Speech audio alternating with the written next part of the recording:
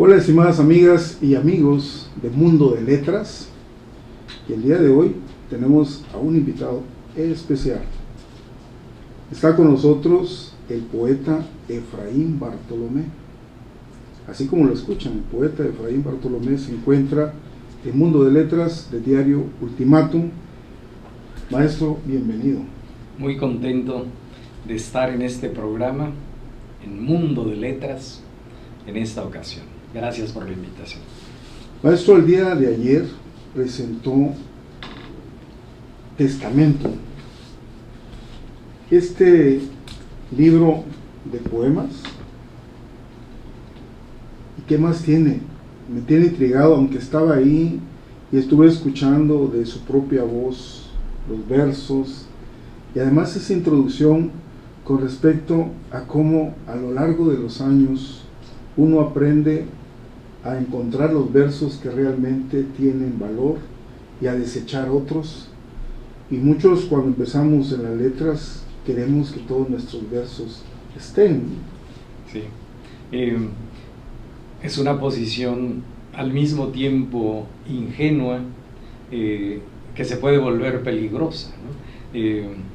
Pero bueno, uno cae tocado, herido por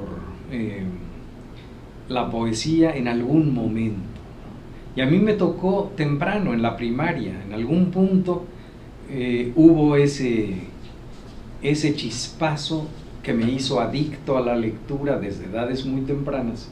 Y luego ya en la adolescencia empezó una ambición mayor, no solamente vivir todo aquello que los demás poetas me daban, sino la alta ambición de ser yo quien produjera emociones en el alma de mi prójimo. Entonces, en algún momento empecé a escribir. Mi madre guardaba poemitas de los 11 o de los 12 años, de una absoluta ingenuidad, pero en la medida en que leía más y mi mano se soltaba, me empezó a pasar ya en la preparatoria, escribir, creer que estaba muy bien lo que estaba haciendo, pero leía eso 1, 2, 3 meses después y ya no decía lo que yo quería decir, es decir, no tenía dominio suficiente sobre la herramienta verbal, ¿no?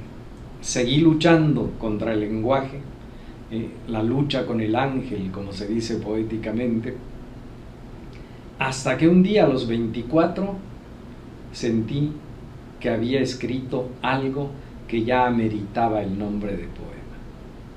Me guardé 10 años ese poema y es el poema que abre mi libro Música Solar, con el cual obtuve el Premio Nacional de Poesía Aguascalientes. Entonces valió la pena tenerlo guardado 10 años. En algún momento, años después, leí un consejo del poeta romano Horacio que decía que había que tener guardados los manuscritos por 10 años. ¿Sí? Le daba el consejo a un aprendiz que se llamaba Pisón. Entonces tú, oh Pisón, si ambicionas escribir, mantén guardados tus manuscritos por 10 años y somételo al juicio de tu padre, de Mesio y mi propio juicio. Aquello que se tiene guardado, que no se da al viento, se puede corregir, pero la palabra que se soltó no puede corregirse. Entonces me pareció que había tenido mucho sentido guardarme aquel poema mientras adquiría dominio del oficio, de modo que cuando apareció el primer libro, que se llama Ojo de Jaguar, ese que tenemos ahí apareciendo en la pantalla, como hemos dicho y lo han dicho también algunos críticos, nació con dientes, ¿no? Nació pleno. Quizá eso explique que vaya en su edición número 12, y que por cierto cierra una especie de arco en el tiempo con este último en que regreso a aquellos territorios. A esos territorios del café, de los bosques, de la selva, del recorrido que hace el campesino, el hombre que era sincero, que estaba íntegro con la naturaleza y que la civilización lo fue perdiendo poco a poco. Sí, en esa dirección van las cosas. Yo volví a la tierra, me tocó dejar Ocosingo a los 11 años para irme a estudiar los últimos 2 años de primaria a San Cristóbal, la Atenas chiapaneca, como decíamos entonces, y estudiar la secundaria ahí también. Y de pronto sufrí un segundo desarraigo, de dejar mi pueblo a los 11 y luego dejar Chiapas a los 15 para iniciar al principio de 1967, ya cumplidos mis 16 años, la preparatoria en la Ciudad de México. Entonces un segundo desarraigo que hizo que cada vez que volvía a la tierra sentía una especie de liga con lo telúrico, absolutamente transformador, absolutamente conmovedor para mí e inexplicable también. Y de pronto, bueno, mi hijo nació, Balam, cuando yo tenía, acababa de cumplir 25 años. Entonces, una vez que pudo caminar, pero bueno, desde los 7 meses, nos lo llevamos a la selva en algún momento. Yo quería que viera con sus ojos infantiles todo aquello que yo había visto en mi infancia, pero me sorprendía que aquello que yo vi ya no estaba ahí. Sí. Zonas de selva que ya habían sido taladas y ahora estaban convertidas en potreros, en milpas. Los ríos me parecía que habían disminuido de tamaño, que ya no llovía tanto, que los venaditos aquellos que uno podía alcanzar a ver bebiendo agua en el arroyuelo que atravesaba el pueblo, pues ya eran cosa que sucedía allá muy adentro del monte, en el segundo valle de la selva. Y algo se movió en mí en esos momentos, que empecé a escribir los poemas que luego, 5 años después, integraron el libro Ojo de Jaguar, que ha seguido creciendo y creciendo y creciendo. Y ahora, al cumplir 70, volví a esos territorios en estos tiempos de áspera incertidumbre, con la pandemia encima de la humanidad, eso por un lado, y por el otro el ubicuo rostro del crimen, donde los niveles de inseguridad son escandalosos y en donde la gente se puede morir por balas perdidas o por secuestro o por asaltos en sus casas, por toda esa serie de cosas.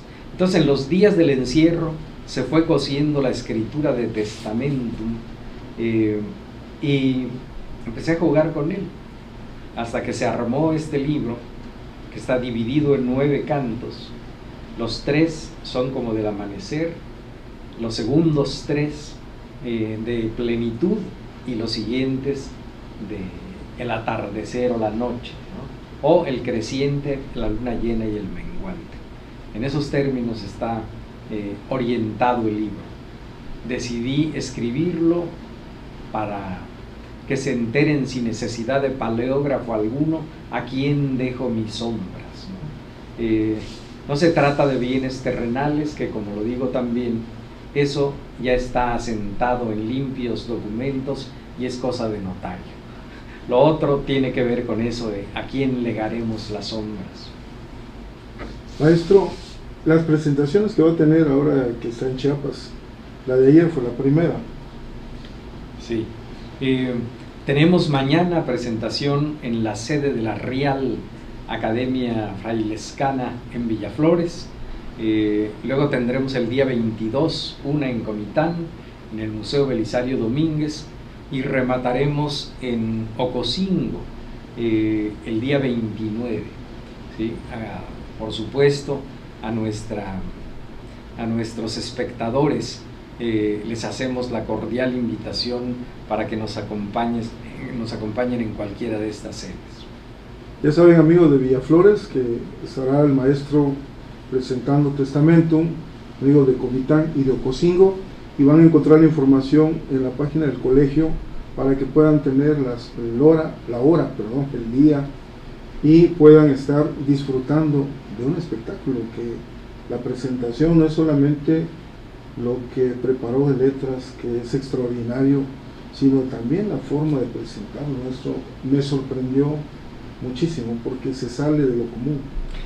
Y se nos ocurrió en un cierto momento, una vez que me cedieron a mí la palabra, presenté a Héctor Cortés Manduján, que a su vez presentó a Guadalupe Belmontes Stringel, mi mujer, que a su vez presentó a Marvin, que luego le dio la palabra a Héctor para que leyera su texto formal de presentación, y luego ya continuamos sin aviso alguno.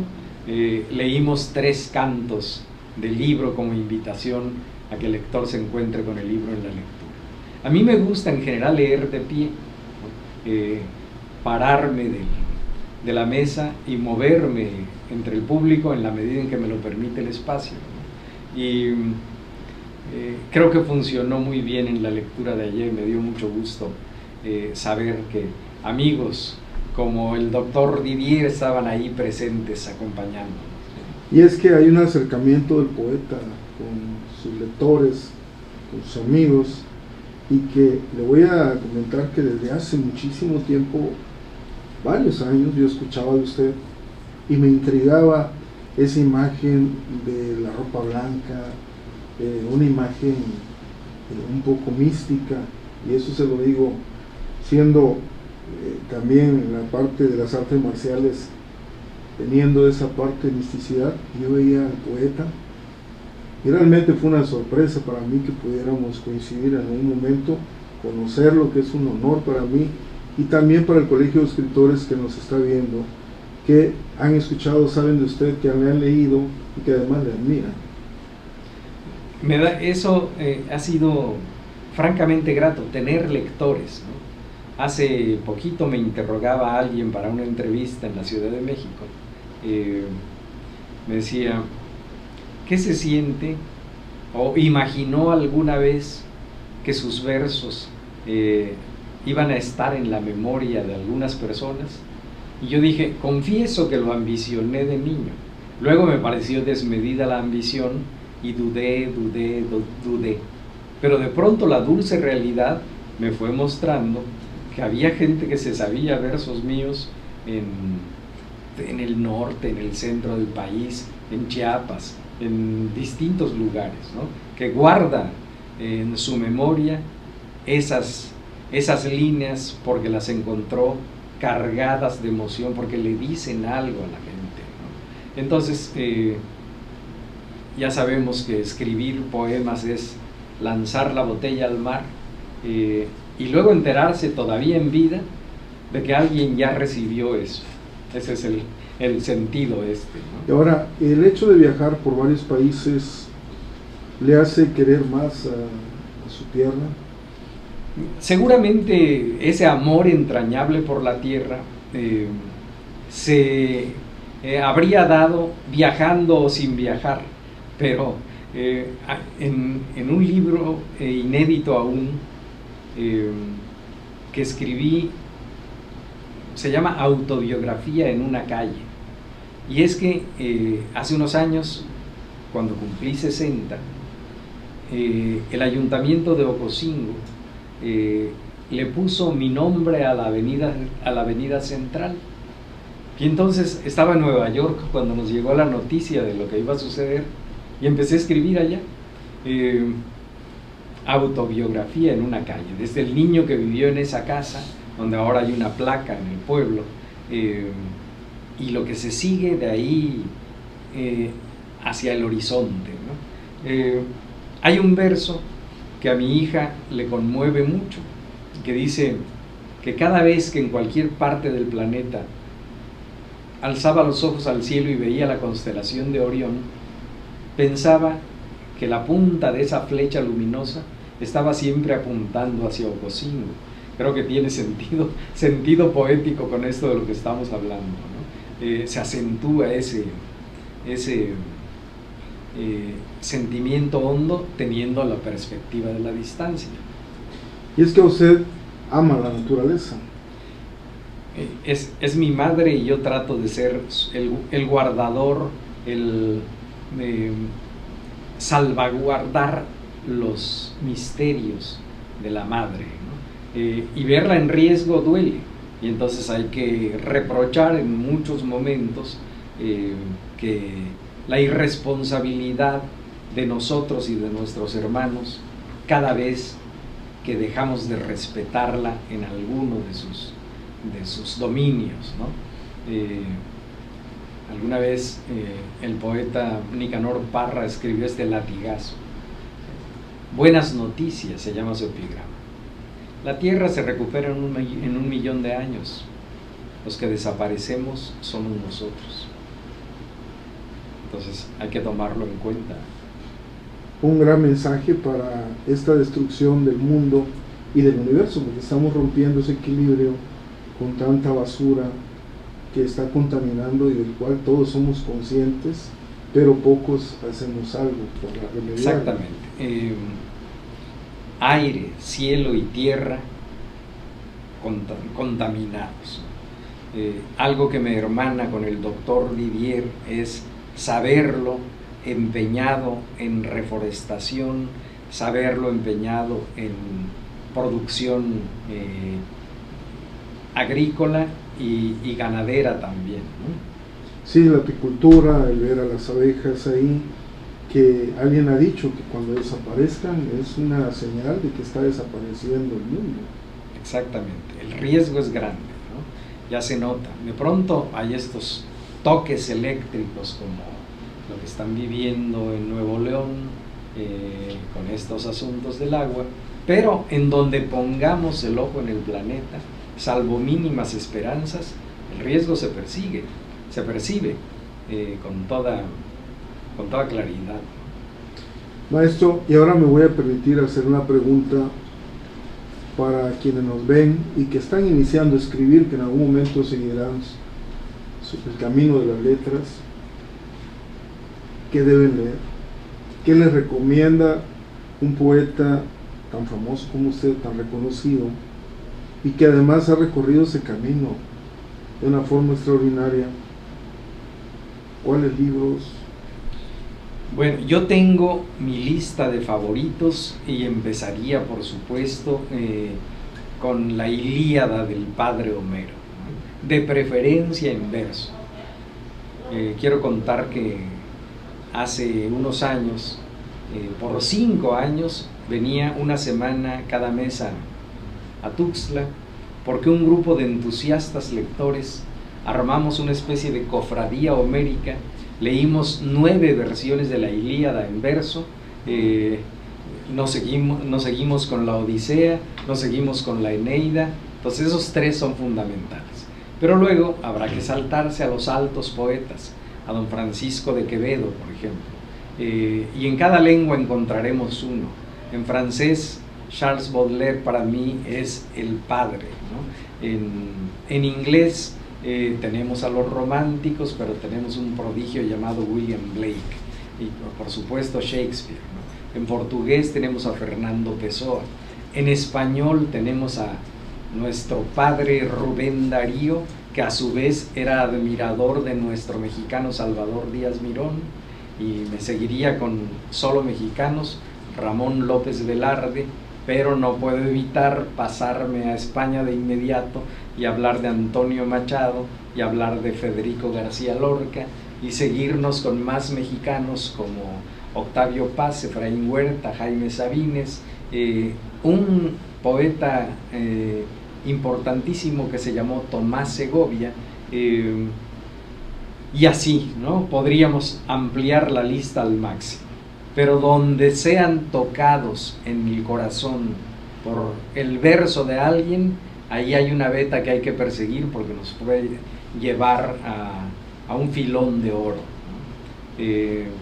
No siempre lo logramos, muchas veces hacemos esfuerzos, y no pasa nada después de leer algún libro. Pero cuando nos encontramos un verso conmovedor, estamos ante algo que vale la pena seguir. Maestro, se nos ha ido el tiempo muy rápidamente. Bueno, así lo hemos sentido, porque el tiempo transcurre igual. Y realmente para quienes ven Mundo de Letras es un placer ver, escuchar a Efraín Bartolomé, al poeta, y además ahorita está la invitación para que puedan ir a Villaflores el día de mañana, que estén en la Real Academia y después a Comitán. Ya enteramos a mucha gente de Comitán que usted iba a estar allá, y obviamente ese lugar ocosingo maravilloso rodeado de selva. Bueno, ya nos queda poquito, pero todavía conmueve el ojo, y más cuando está lloviendo, en que reverdece hasta el Valle de Tuxtla. Maestro, este libro de Testamentum, para finalizar, aparte de lo que conlleva, ¿tiene algún mensaje oculto? Digamos que esa es la tarea que le toca desentrañar al futuro lector de Testamentum. ¿Dónde pueden conseguirlo? Seguramente aquí, bueno, si quieren anotar laflautadepan@hotmail.com, ahí les informamos sobre el asunto. Y quizá lo tenga Fabián Rivera, que tiene, creo que ya 2 librerías, en este empeño quijotesco de Fabián de tener libros a la disposición del público, aunque ya sabemos lo difícil que son estas aventuras, ¿no? De todo modo voy a subir la dirección, lo que usted comenta. Excelente. Flauta de pan. laflautadepan@hotmail.com. ¿Y los demás libros también ahí? También pueden encontrarse ahí.